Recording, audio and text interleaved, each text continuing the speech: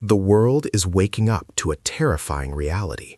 We've handed the keys to our digital civilization to a handful of companies in a single valley in California. It's a monopoly on intelligence that no nation can afford to ignore anymore. But the era of blind trust is over.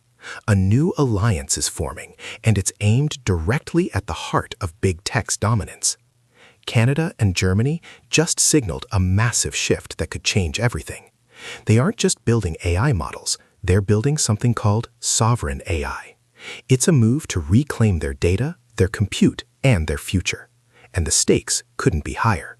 For decades, the global tech strategy was simple: outsource everything to the cloud. But the cloud is just someone else's computer, usually a computer owned by a US-based trillion-dollar giant. When the AI revolution hit, that dependency became a liability. If you don't own the weights of the model, you don't own the logic of your own infrastructure. You're just a tenant in someone else's digital empire. This isn't just about business, it's about national security. If a foreign company can flip a switch and disable your industry's intelligence, you aren't a sovereign nation, you're a digital colony. Enter the Canada-Germany alliance. This isn't just a polite diplomatic agreement. It's a technical roadmap to build an independent AI ecosystem that doesn't rely on the big three cloud providers. Both nations realized they have what the other needs. Canada has the research talent, the godfathers of deep learning. Germany has the industrial backbone and the strict privacy standards to make it secure. Together, they are investing in secure compute infrastructure. They want to ensure that sensitive industrial data stays within their borders, processed on hardware they control. But how do you actually build an AI that respects the law? This is where Yoshua Bengio comes in. One of the most cited AI researchers on the planet, Bengio is sounding the alarm. He's proposing a framework called Law Zero. Law Zero is a radical idea. It suggests that AI must be designed with a fundamental, non-negotiable directive. It cannot undermine human institutions or safety. It's the constitutional AI of the sovereign movement. Bengio argues that without this framework, AI will naturally gravitate toward the interests of its creators. If those creators are profit-driven corporations, the public interest is just an afterthought. But the path to sovereignty isn't just about ethics. It's about raw power. To break the dependency, you need the hardware. You need the chips, the energy, and the data centers to run them.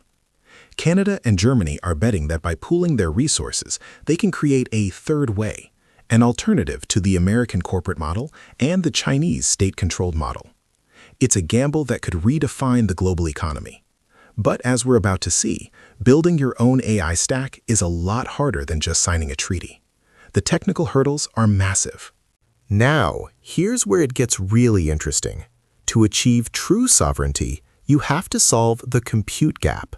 Currently, the most powerful AI hardware is concentrated in a few hands, creating a massive bottleneck for everyone else. The Canada-Germany alliance is focusing on secure compute. This isn't just a faster server.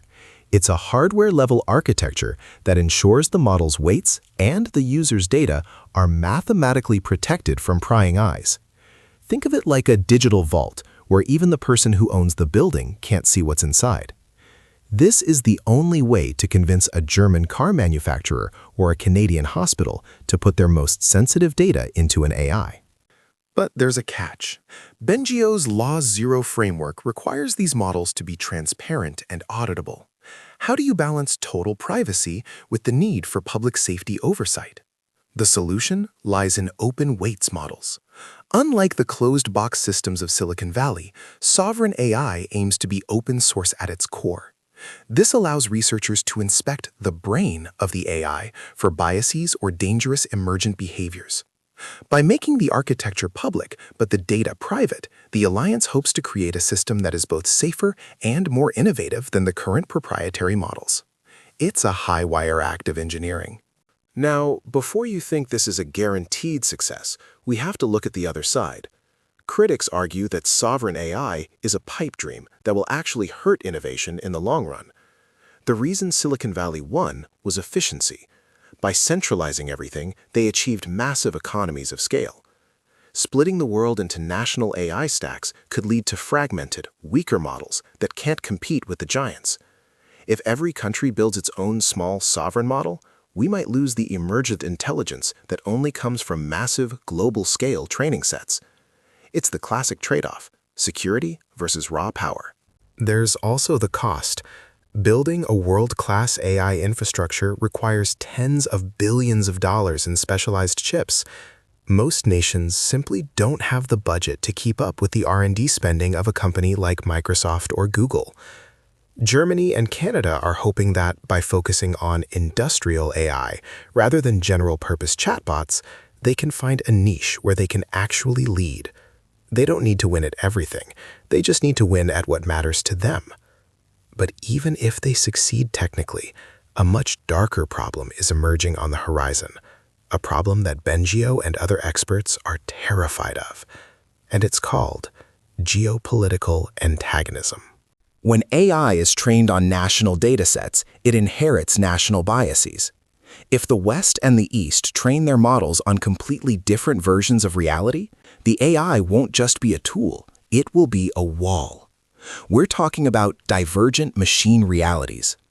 Two AIs, both incredibly smart, but both fundamentally disagreeing on basic facts because their sovereign training data was curated to fit a specific national narrative. But the biggest bombshell? That's still coming. Because this isn't just about different opinions. It's about what happens when these AIs start making decisions that affect the real world. That's where things get truly dangerous. Imagine two AIs controlling the energy grids of two rival nations. They don't just speak different languages, they operate on different logic. When a crisis hits, they can't communicate because their realities don't align. This is the risk of geopolitically antagonistic AI. By breaking away from the global stack, we might be creating digital silos that make international cooperation impossible. The AI becomes a weapon of perception. Bengio's Law Zero is an attempt to prevent this. It calls for a global safety layer that sits above national interests. But in a world of increasing tension, who gets to write the rules for that layer? The Canada-Germany alliance is the first real test of this concept. If they can build a shared, secure infrastructure that respects both sovereignty and global safety, they provide a blueprint for the rest of the world. But if they fail, it signals that the third way is impossible. It means the future belongs either to the Silicon Valley giants or to state-controlled behemoths. There is no middle ground. The technical shift is already happening. Germany is pouring billions into its AI strategy, and Canada is expanding its pan-Canadian AI strategy. This isn't a theoretical debate anymore. The hardware is being installed right now. Here's what I think this really means. We are witnessing the birth of digital Westphalianism. Just as the Treaty of Westphalia created the modern concept of nation-state borders, AI is creating the concept of digital borders. In this new world, a nation's power isn't just measured by its military or its GDP. It's measured by its compute-to-population ratio and the quality of its sovereign datasets. Data is the new soil. The winners will be those who can balance the raw power of AI with the safety frameworks needed to keep it under control. Canada and Germany are making a bold play for that title, but the competition is fierce. This is just the beginning. As compute becomes more decentralized, we will see more alliances like this. Japan, France, and India are already looking at the Canada-Germany model as a potential escape hatch from big tech dependency. The question is no longer if we will have sovereign AI. The question is whether these sovereign AIs will be able to talk to each other, or if we are building a digital Tower of Babel. If Bengio is right, Law Zero is the only way to ensure these systems don't eventually turn on the very institutions they were built to protect. It's a race between innovation and alignment. We are at a turning point in human history. For the first time, we are creating a form of intelligence that we don't fully control, and we're trying to house it within national borders that it doesn't naturally respect. The Canada-Germany alliance is a brave attempt to solve this, but the outcome is far from certain. We are experimenting with the very fabric of our future reality. So, here is the question you need to ask yourself. Would you rather live in a world where AI is controlled by a few billionaires, or a world where it's controlled by your government? Because right now, those are the only two options on the table.